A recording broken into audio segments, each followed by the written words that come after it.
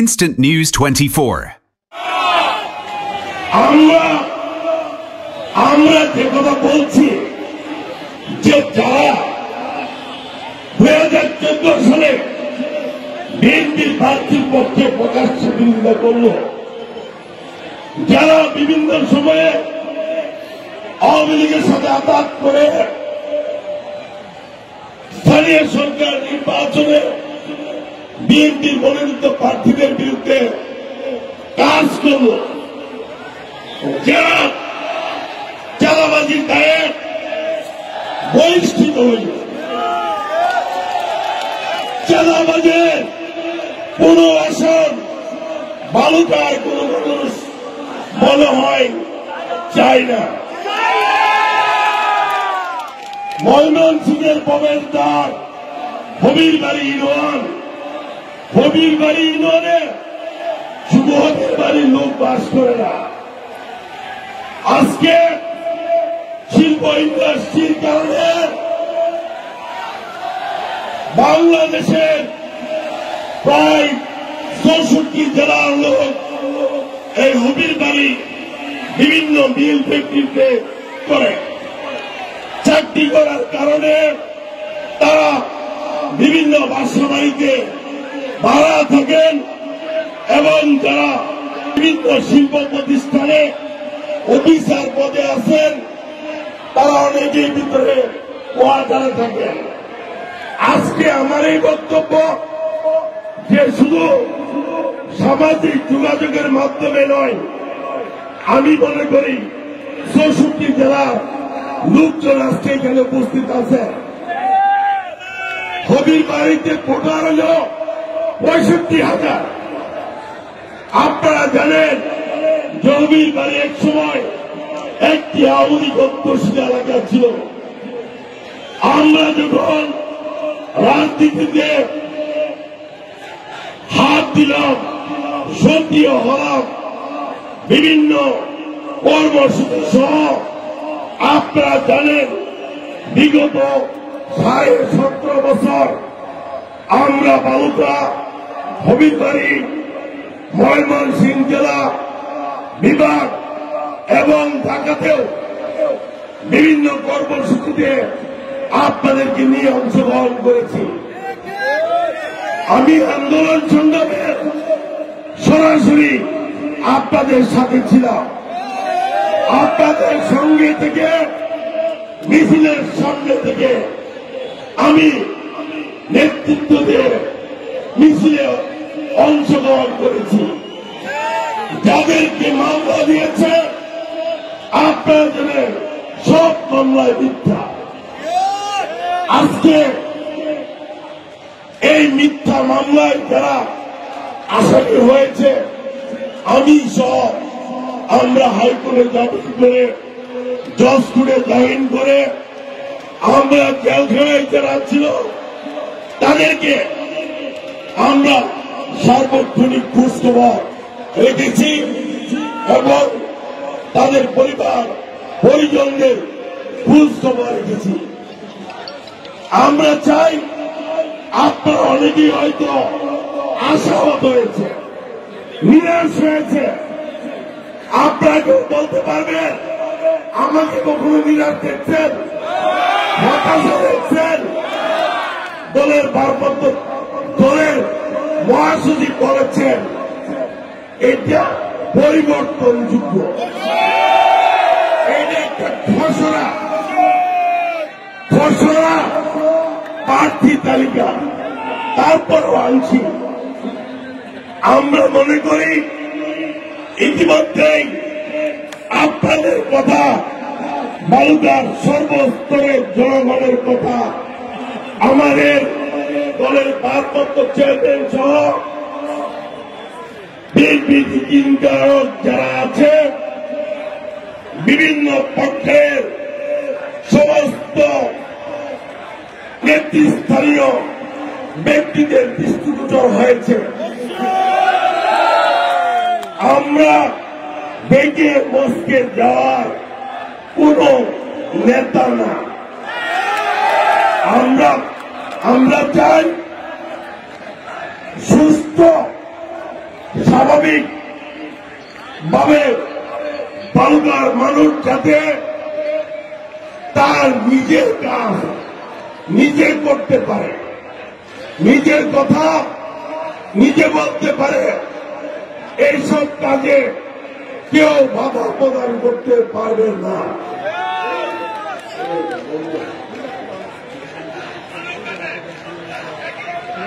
বাধা প্রদান করতে পারবে না।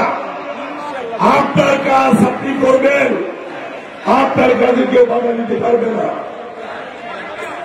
যারা চাঁদাবাজি করবে, সন্ত্রাসী কার্যক্রম করবে, দুর্বৃত্তায়নের মাধ্যমে মানুষকে হ্যস্ত করবে, যারা অন্যায়ভাবে মিথ্যা মামলা দিয়ে মানুষকে হয়রানি করবে, আমরা তাদের জায়গা ভালো কাজে হইতে দিব না।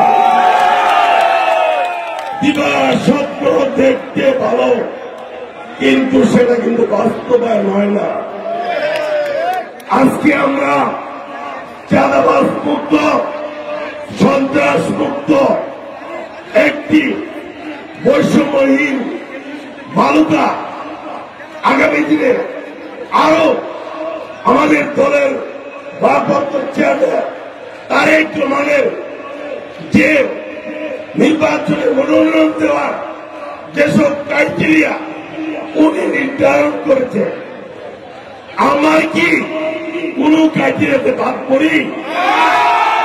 আমাকে কেউ বলতে পারবেন যে আমি আমার কাছে গেলে কোন বিপদে আপদে আমি নিরাশ করছি? অসুস্থ হয়ে যান, যে কোনো কারণে যান, আমি কাউকে নিরাশ করি? আমার কি এই এমপি হয়ে কোন কিছু চাওয়ার আছে? আমি হবিরবাড়ি ইউনিয়নের চেয়ারম্যান হয়েছিলাম আপনাদের প্রতি। আমি আমার বক্তব্যে সবসময় বলি যে আমি আসলে আপনাদের কাছে ঋণী।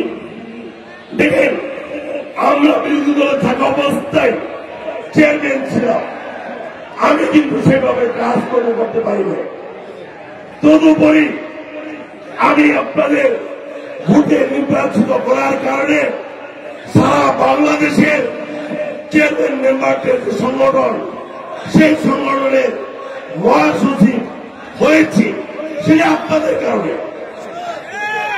পরবর্তীতে 2014 সালে 27শে ফেব্রুয়ারি যে নির্বাচন হইল, বেশি শক্তির জোর, কেন্দ্রের যাও বাধা প্রদান, বিভিন্ন বাড়িতে বয়নীতি করা, তারপরে সিল মারা, এত কিছুর পরেও আমাকে হারাইতে পারছিল? পারে নাই। আমি মনে করি সে আওয়ামী লীগের এত বাগা এত গুন্ডা পান্নারা আমার গতি রূপ করতে পারে না। আগামীতে আপনারা পাশে থাকলে কেউ পারবে না, কোন মানুষের দ্বারা সম্ভব নয়। আপনারা হবিরবাড়ির মানুষ অন্য ইউনিয়নে যাবেন, দেখবেন আপনাদের এই ইউনিয়নের চেয়ে অন্য ইউনিয়নে আমাকে কম ভালোবাসে না বেশি ভালোবাসে, জনসমর্থন কম না বেশি।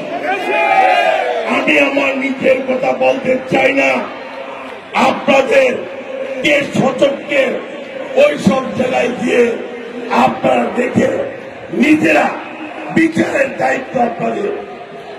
আমি আমার কথা বলতে চাই না। আজকে আমাদের এই নির্বাচনে এত কিছু করার পরেও তৎকালীন ময়মনসিংহের এসপি সাহেব আমাকে ফোন দিয়ে বলে যে ওসির সাহেব, আপনি যদি 1 লাখ ভোট বেশি পান, তারপরে কিন্তু আপনাকে উপজেলা চেয়ারম্যান ঘোষণা করা হবে না। আমি বললাম কেন? বলে এটা রাষ্ট্রীয় নির্দেশ। আমাদের উস্তাদ এসপি মামুন দিচ্ছে, ডিসিএসপি সহ রেলের প্রতিনিধি, পুলিশের প্রধান সহ সবাইকে নির্দেশ দিয়েছে। তারপরে আমি বললাম, আপনারা যদি বলেন, আমাকে বলল যে আমার এডিশনাল এসপি আপনাকে জামিনটা বসাই দিবে, ওই পর্যন্ত যাওয়ার ব্যবস্থা করে দিচ্ছি, আপনি চলে যান। আমি বললাম যে আমি একাই আমার গাড়িতে উঠব, আমি দেখতে চাই কোন মায়ের সন্তান আমার গাড়িতে হামলা করে। আমি এখন আপনার পুলিশের সাহায্য নিব না, আমাকে যদি মেরে ফেলে তখন আপনি আমার সাহায্য নেবেন। তার আগে আমি কোন প্রোটেকশন নিতে চাই না। আপনাদের দোয়ায় যত কিছু হোক, আমার মনে একটা আস্থা আছে, আমার নিজের নিজের একটা কনফিডেন্স আছে যে এই অন্যায় কাজটা 12টা থেকে আমার সাথে করবে না। কারণ আমি কোন অন্যায় করি নাই, আমি কোন মানুষের 1 টাকা লুটপাট করি নাই, কারো হক হালাল লুটি কোন সময় আঘাত করি নাই। আমি যতটুকু পারি মানুষকে সহায়তা করি, এর বাইরে আমাকে কেউ বলতে পারবে না। এই জমি জমার ব্যবসাকে অনেকে তারেক রহমানের কাছে বলছে উনি তো জমির ব্যবসা করেন। আমি যখন লন্ডন গিয়েছিলাম আমাকে জিজ্ঞেস করেছিল যে মুর্শিদ তুমি তো জমির ব্যবসা করো। আমি বললাম কি, আমি জমির ব্যবসা করি, জমি বাইরে করে অথবা রেজিস্ট্রি করে। আমি এই পর্যন্ত হাজার হাজার বিঘা জমি বিক্রি করেছি, 1 টাকাও কেউ আমার কাছে পায়নি। 100% জমি আমি কোনদিন টাকা চালাইনি। আমি শুধু জমির ব্যবসা করি। জমি কিনলে ইন্ডাস্ট্রি হয়, ইন্ডাস্ট্রি হলে জনগণের 4টি কর্মসংস্থানের এলাকার উন্নয়ন হয়, সেটাও আমার প্রধান উদ্দেশ্য। এইসব কারণ আমি কিন্তু এগুলা আমার কথা ওনাকে বুঝাতে সক্ষম হয়েছে। অনেকে বুঝাইছে শাহরুখের মতো, যমুনার বাবুল সাহেবের মতো বছরের পর বছর যারা মানুষকে কষ্ট দিয়ে জোর করে জমি জমা নিয়েছে। আমি কিন্তু সেগুলা আমি আমার কথা বলে দিয়েছিলাম। আজকে শিল্প ইন্ডাস্ট্রি হবিরবাড়ি মানুষ বললে ভুল হবে, বালুকার বিভিন্ন গ্রাম থেকেও অনেক নেতা কর্মী সমর্থকরা এখানে এসেছেন যে হবিরবাড়ি কি হচ্ছে সেটা দেখার জন্য। হবিরবাড়ি সবসময় আমাদের ঘাঁটি, আমরা হবিরবাড়ির মানুষ সবসময় ঐক্যবদ্ধ থেকে আমরা একসাথে ঐক্যবদ্ধ হয়ে রাজনীতি করব। আগামী দিনে আপনাদের কেউ মনে কোন কষ্ট চাওয়ার না পাওয়ার না পাওয়ার বেদনা থাকতে পারে। ভবিষ্যতে সমস্ত কিছু সুস্থ ব্যবস্থাপনার মাধ্যমে বন্টন হবে। সবাই যার যার জায়গায় যার যার নেতৃত্ব অনুযায়ী প্রত্যেকের সম্মান পাবে। আমি শুধু হবিরবাড়ির কথা বলি না, সারা ভারতে একই সিস্টেমের সব চলবে। আমাদের নেতা তারেক রহমান ওনার যে কথাগুলো বললাম, যে বিবিসি সাক্ষাৎকারে উনি কাকে কাকে মনোনয়ন দিবেন, কোন ক্রাইটেরিয়াকে দিবেন, সেই ক্রাইটেরিয়ার কথা আপনারা সবাই জানেন। কোন ক্রাইটেরিয়াতে বাদ নাই, তার মানে আমি মনোনয়ন থেকে বাদ পড়বো না, আমি মনোনয়ন থেকে বাদ পড়বো না। চূড়ান্ত মনোনয়ন নিয়ে আপনাদের সামনে আপনাদের সেই সময় পর্যন্ত আমার সাথে চাই, পাশে চাই, সবাইকে নিয়ে, সঙ্গে নিয়ে এই কাজটুকু করব। আমি ইতিমধ্যে আপনারা জানেন বিভিন্ন ইউনিয়নে আমার কাজ করব, পদচারণা, মানুষের কাছে যাওয়া, মা বোনদের কাছে যাওয়া। বাংলাদেশের অর্ধেকের বেশি বুড়া মহিলা, সেখানে মা বোনদেরকে বাদ দিয়ে একটা সুষ্ঠু নির্বাচনে ভোটের যে পার্সেন্টেজ সেটা আশা করা যায় না। এবং শহীদপুরে ভোটার, তরুণ, যুবক, যুবতী তাদেরকে বাদ দিয়ে আগামী নির্বাচন, সুষ্ঠু নির্বাচন আশা করা যায় না। আজকে আমি যে কথাগুলো বলি আমার সে অনেক ভালো কথা আমার বাচ্চারা স্কুলে পড়ে, তারা জানে। আজকে আপনারা দেখেছেন বৈষম্য আন্দোলন, কুড়া বিরোধী আন্দোলন। আজকে আমি গভীর শ্রদ্ধার সাথে স্মরণ করছি এদেশের বহুদিনের গণতন্ত্রের প্রবক্তা, মহান স্বাধীনতার ঘোষক, রণাঙ্গনের বীর মুক্তিযোদ্ধা শহীদ প্রেসিডেন্ট জিয়াউর রহমান সাহেবকে। তারই পাশাপাশি স্মরণ করছে গত জুলাই আগস্ট আন্দোলনে যে সমস্ত ছাত্র ছাত্রী, জনতা, পথচারী, বিভিন্ন পেশা শ্রেণীর মানুষ জীবন দিয়ে, আত্মহত্যা দিয়ে বন্ধুত্ব বরণ করছে। আজকে তাদেরকেও গভীর শ্রদ্ধার সাথে স্মরণ করছে, তাদের প্রতি আত্মার মাগফিরাত কামনা করছি। পাশাপাশি স্মরণ করছে 1971 সালে মহান মুক্তিযুদ্ধে অংশগ্রহণ করে 30 লক্ষ শহীদ, 2 লক্ষ মা বোনের সম্মানের বিনিময়ে আমরা একটি স্বাধীন দেশ, একটি মানচিত্র এবং পতাকা পেয়েছি। তাদেরকেও গভীর শ্রদ্ধার সাথে স্মরণ করছি। আমরা মানবিক বালুকা, সাম্যের বালুকা গড়ার জন্য দিনরাত অবিরাম কাজ করে যাচ্ছি। ইনশাল্লাহ আপনাদেরকে গন্তব্যে নিয়ে যাব।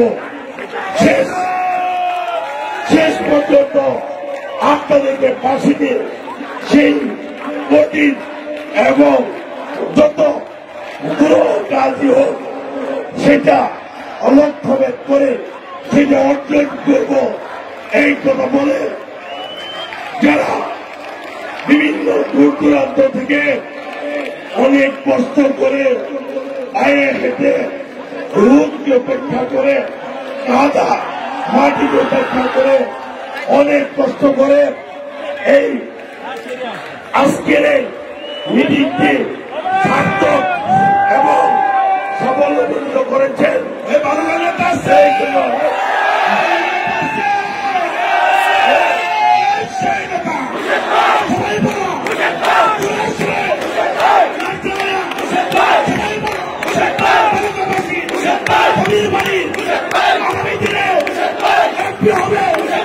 ইনশাআল্লাহ লক্ষ লক্ষ মানুষের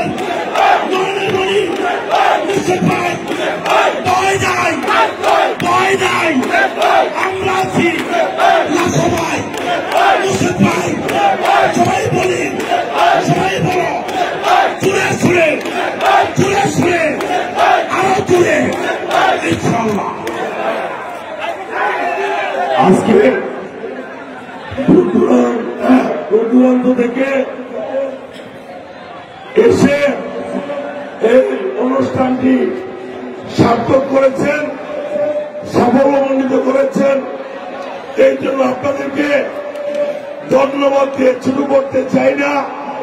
আপনাদের কাছে ঋণী আছি, সারা জীবন থাকবো। আপনাদের প্রতি কৃতজ্ঞতা প্রকাশ করছি। আপনাদেরকে কৃতজ্ঞতা প্রকাশ করে আগামী দিনে আপনাদেরকে সাথে নিয়ে কাজ করতে চাই। সেই উদাত্ত আহ্বান জানিয়ে এদেশে একটি বৃহৎ গণতান্ত্রিক রাজনৈতিক দল বিএনপির প্রত্যেক তারেক শিব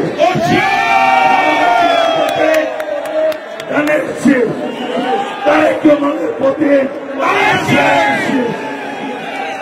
আমরা আপনাদেরকে সবাইকে উদাত্ত আহ্বান জানিয়ে আমি আমার বক্তব্য শেষ করছি। বাংলাদেশ জিন্দাবাদ, বাংলাদেশ জাতীয়তাবাদী দল জিন্দাবাদ, শহীদ জিয়াউর এবং স্বরাজ্য জিন্দাবাদ। আগামী দিনের রাষ্ট্রনায়ক তারেক রহমান জিন্দাবাদ। আপনারা সবাই ভালো এবং সুস্থ থাকুন। আবার দেখা হবে।